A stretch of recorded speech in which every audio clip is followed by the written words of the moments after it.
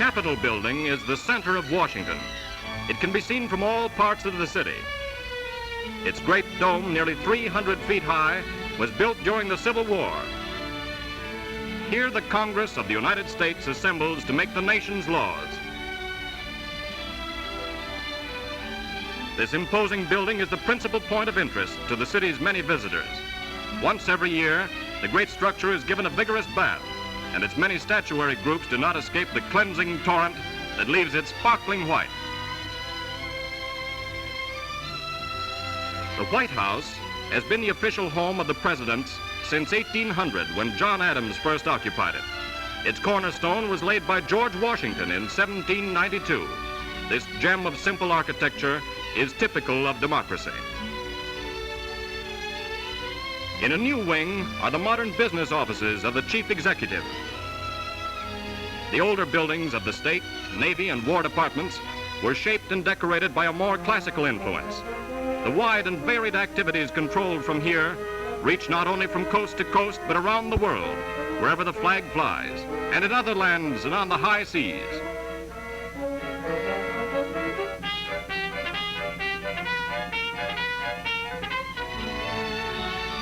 The judicial power of the United States is vested in the Supreme Court, and in this magnificent new white marble building, 9 justices sit, guarding the Constitution and interpreting basic laws, a fitting temple for so important a function. On the sides of the entrance are the symbolical statues of justice and law. In the Treasury Building is stored great wealth, and thousands of employees handle millions of dollars every day. In front stands the statue of Alexander Hamilton. Pennsylvania Avenue is a straight boulevard running from the Capitol to the White House, always the scene of some important happening, and frequently the normal traffic stops to watch a parade go by. Just one phase of life in Washington.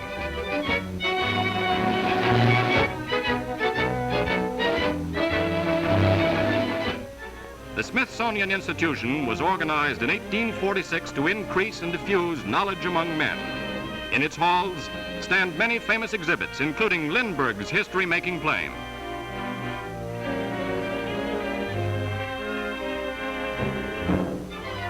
Along the south side of the city winds the calm Potomac, and within sight of its sparkling waters stand many of the great new government buildings, where thousands of federal employees work in the various bureaus and offices. The new Triangle development includes the Post Office, the Internal Revenue, Justice and Archives buildings. The new Department of Commerce building, with its 5 miles of corridors, is the largest office building in the world. It now includes the Patent Office and is one of the busiest places in the city.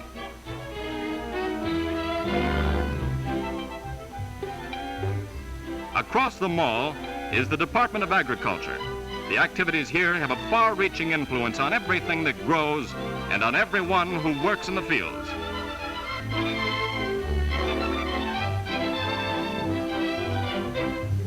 The Bureau of Engraving and Printing of the Treasury Department is located in a majestic granite building on the banks of the tidal basin. It is here that national currency, stamps, and government bonds are made, counted, and inspected. The engraved plates are carefully guarded, but visitors may watch how government printing is done in this largest print shop in the world.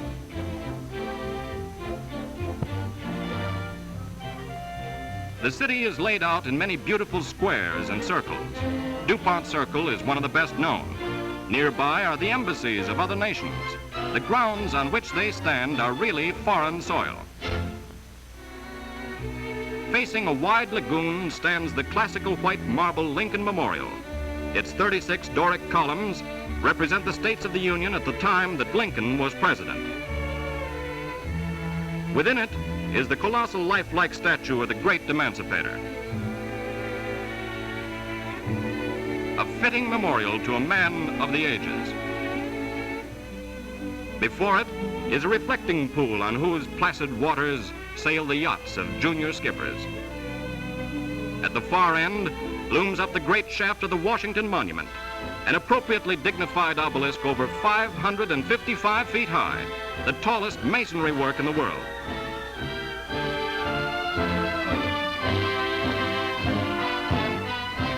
One of the most beautiful views of the monument is framed in the blossoms of the Yoshino cherry trees on the shores of the tidal basin nearby. In the springtime, this array of delicate pink petals attracts visitors from afar. The Congressional Library houses over 4.5 million volumes and priceless documents. Among them, the original Declaration of Independence and the Constitution, carefully preserved for all to see and to respect. At the entrance stands the statuary group of Neptune's Court, one of the city's most imposing buildings. The Pan American Union Building is the headquarters of 21 sister American republics, a monument to friendly international relations and peace. In its patio are the famous Aztec gardens in all their tropical beauty. The Washington Cathedral is an impressive Gothic edifice. In this shrine are buried many of the nation's illustrious dead. Ford's Theater, where Lincoln was assassinated, still stands. It is a government museum now and holds many relics of the martyred president. Across the street is the little brick house where the mortally wounded Lincoln was carried. It was here that he died, in a hall room that still can be seen with its original furniture. Rock Creek Park is in the northwest section of the city. Through these wooded ravines, one can canter away from the tasks of a busy day to enjoy the rustic beauty along miles of bridle paths. An interesting scene is the highway crossed by a flowing ford, cool and picturesque.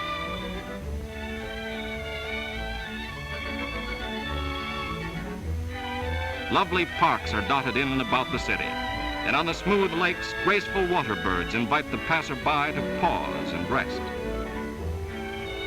There are sports, too, for those who enjoy the active life. Beyond the city are many modern pools used by the residents and visitors as well. Since Teddy Roosevelt's day, tennis has been a popular sport, and affairs of state are sometimes settled on these courts.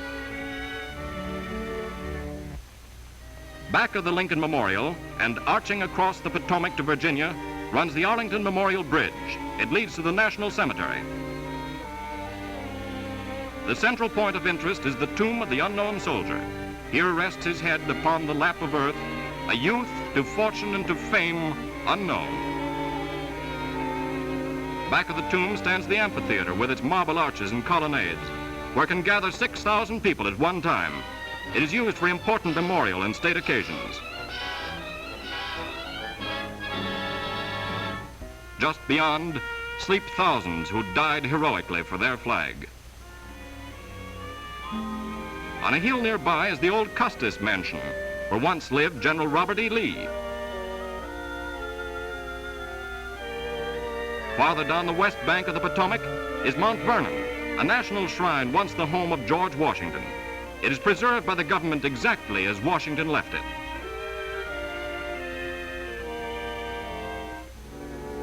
Not far from the house is the simple ivy-covered tomb where rests the father of our country and his wife Martha. In severe winters, Washington dons its sparkling robes of white, and its well-known monument and buildings form new vistas framed in snow. Jack Frost has here a magnificent canvas on which to paint white pictures with fantastic backgrounds.